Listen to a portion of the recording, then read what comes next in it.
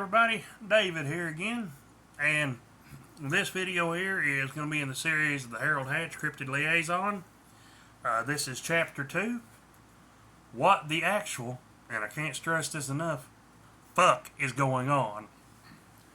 Clovis led me to my porch. "Just take a breath," he said, pulling out his phone. "Yeah, he killed 2 poachers. I realized then he was on the phone talking. Yeah, they were after Daisy. No, he didn't suffer any harm. He just shook a bit. I helped him fill out the forms. Yeah, thanks again, Marcy. You too," he said, hanging up. That was the office. They said all you need to do is fill out Forms 67 and 73. Other than that, you're in the clear. Also, there's a grief counselor available if you need it. I looked at him in shock. I just killed someone. I should be arrested. Clovis looked at me and frowned. "Buddy, you have had one hell of a first day on the job. Get some rest. We can talk about it in the morning. I'll get Daisy home and took care of. I'll let everyone know that you're safe," he said as he left. I sat on the couch and stared at my hands until dawn. I looked at the shotgun and phone. I had killed someone. I had taken a life. On my coffee table there was a file I had been given when I started this job. I hadn't really flipped through it, so I felt maybe it was time to grab it and read it. Cryptid Liaison Job Duties. As a liaison to the cryptids, you have a duty to uphold. You are the link between worlds. You will be forced to make tough decisions in the course of your job and may be forced to take another's life. If you do so, protect any cryptid or any other non-human entity, then there will be no ramifications. It is your duty to protect those in the vicinity of Horsefinger. You have full authority to do what it takes to protect those under your care. You will be required to fill out incident reports if and when you take a life. You are also the commander of the Southern Quadrant for the Department of Welfare and Safety. Rule 1. Protect the cryptid and non-human and demi-human and extraterrestrial population by any and all means necessary. Extraterrestrial? I mean fucking aliens now? Seriously, what the actual fuck? I said. The more I read, the more I felt out of my depth. There was even a clause for my life insurance about dying on a distant planet. What the fuck? I felt I would be saying that a lot. Hell, who knows? Maybe I'll meet the Mothman, I thought with a shrug. Nah, he can't be real. It would be cool if he was. But I doubt that's going to happen. I dismissed the thought and looked over the thick packet on my table and began feeling overwhelmed.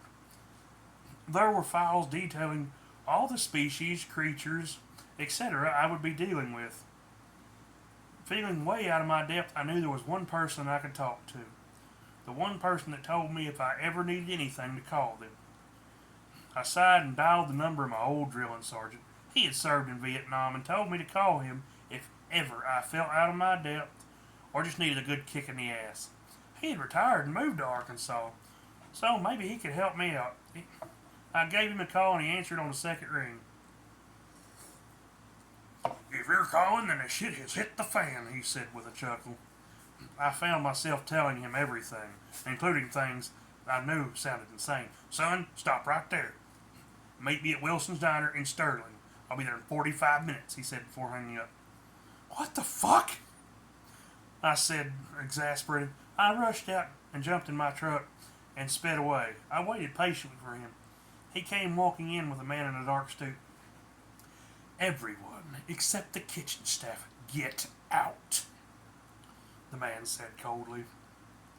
People filed out without a word, even the patrons. The two of them sat down across from me. "Hatch, are you a fucking idiot?"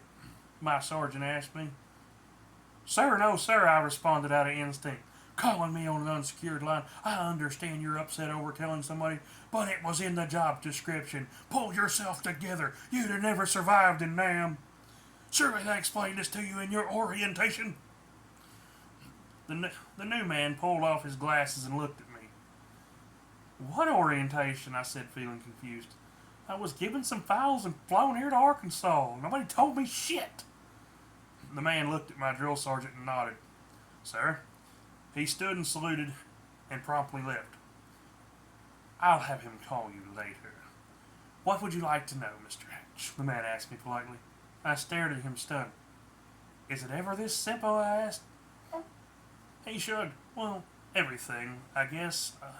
Like, what the fuck is going on? And why is the government involved with this? The man sighed and shook his head. Fuck me running. I can't believe they skipped your orientation. Okay, let's start with the basics. What do you know about the president? He asked me. I don't know. He's a dumbass, I said wearily. He blinked and doubled over laughing.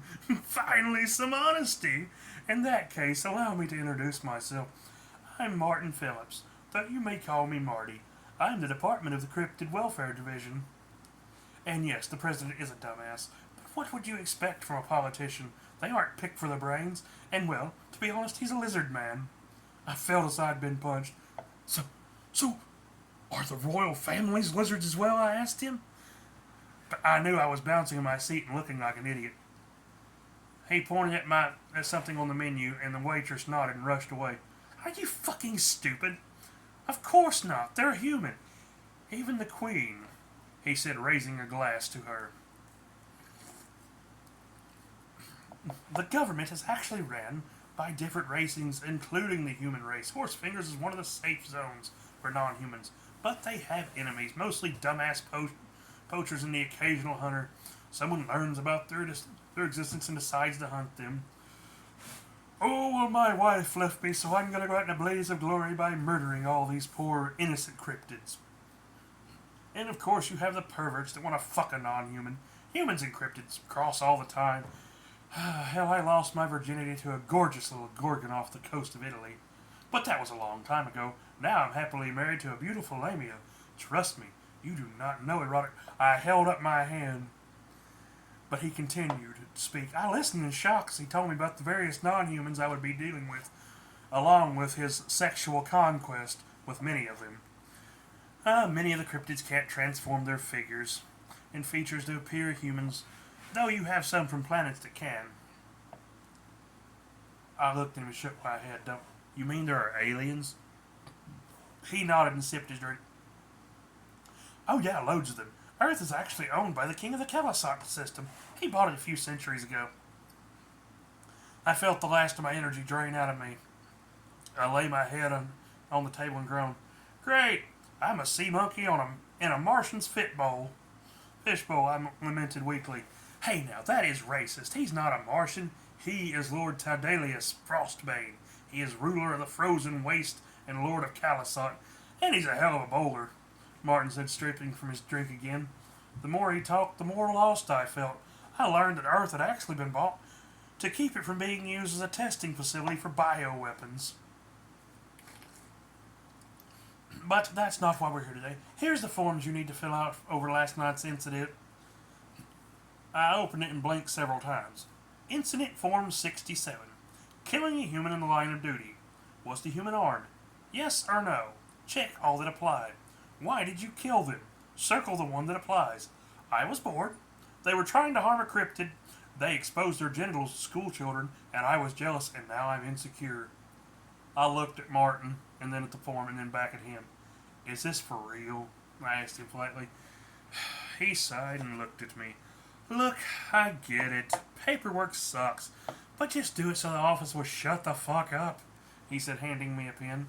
Were you sexually engaged with said cryptid? No. Yes. Not yet, but not from the lack of trying. Did the human die quickly? Yes or no? What type of weapon was used?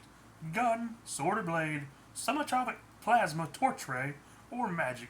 But unlike those pussies with sticks, I like to make a death as memorable as it is devastating. So it was some sort of fireball spell. I shook my head in confusion. What were the victim's final words?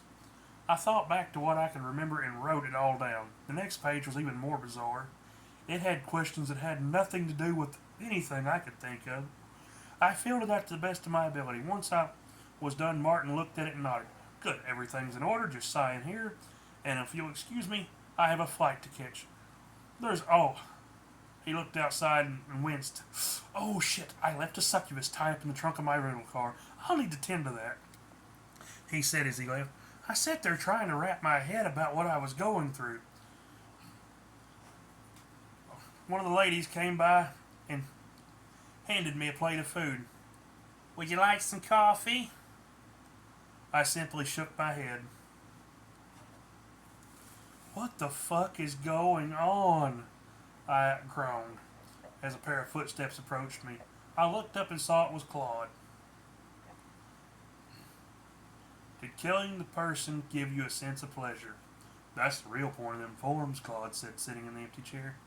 If that happens, you let me know, he said in a serious tone. I grabbed my copies of the papers and hurried in the diner. Harold, wait, he called, rushing after me. I stopped and faced him. I feel we need to talk, he said calmly. The home office wants me to come by and see you. I'll be over around 5 tonight. Just please, when I get there, hear me out. I drove home and decided to spend the rest of the day fishing. The house that I occupied sat on 12 acres, and I discovered that not only did it border the lake, but it also had a small pond on one edge. I sat down next to the pond and stared at the water. I thought about the events of the past few days. My entire life and perspective on everything had been turned upside down. Are they biting? A voice asked me. I turned and saw a young man walk up. He had shaggy brown hair and carried a sword. Instinctively, I reached for the pistol I carried. No need for the gun, he said, sitting down next to me. I noticed he had a serious look in his eyes. Sorry if I'm trespassing, but I used to come here with my grandpa, he said, snatching a grasshopper from a blade of grass. The brimmen here loved these, he said with a smile. Soon he showed me the proper way to bait a grasshopper for fishing. When he saw my badge, he blanched. Are you a police officer?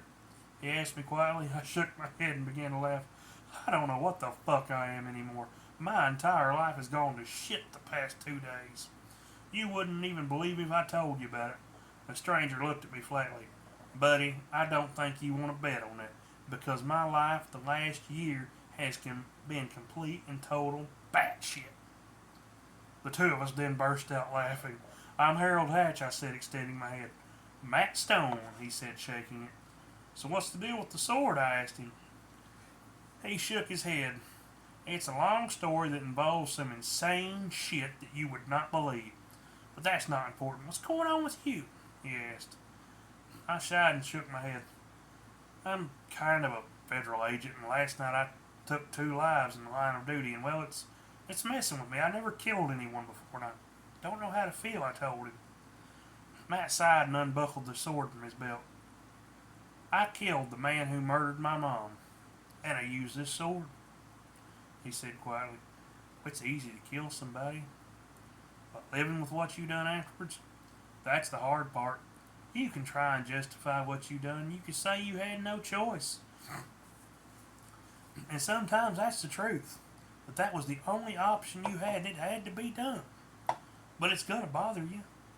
The moment you take a life, the world changes. Suddenly everything has changed.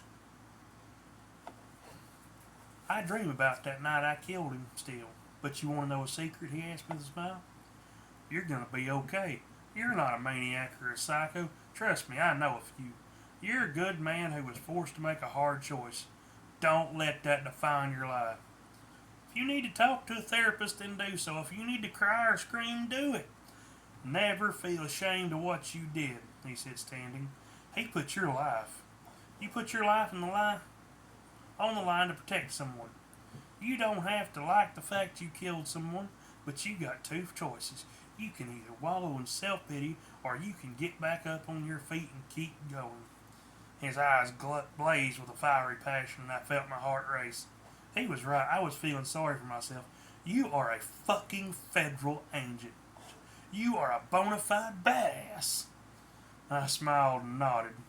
In the distance we heard sirens. My cell phone began ringing. Matt smiled and saluted me.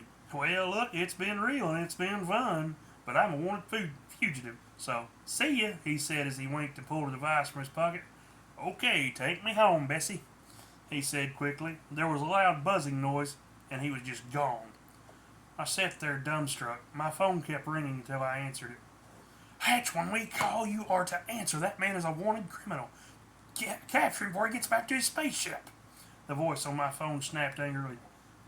Spaceship? I asked weakly. Claude came running out of the woods. Stone has escaped, he said into his phone. What the actual fuck is going on? I asked him.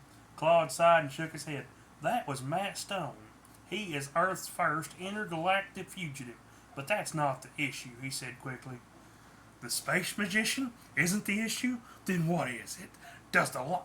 Is the Loch Ness monster on its period and needing tampons? I asked him sarcastically. He looked at me confused. No, it's a reptile and currently hibernating in Atlantis. The problem is there is a thank you party tonight at Purple Pines, and well, if you don't attend, people are going to talk. And we have enough to deal with. So hurry up, get showered and changed. Julie will pick you up in an hour, he said, walking away. And who is Julie? Is she the queen of the elves? I asked him angrily. Claude laughed and shook his head. No, she's Daisy's sister. That was chapter 2 of Cryptid Liaison. Like I said, I'll post a link to Amazon in the comments and all. Y'all have a good night.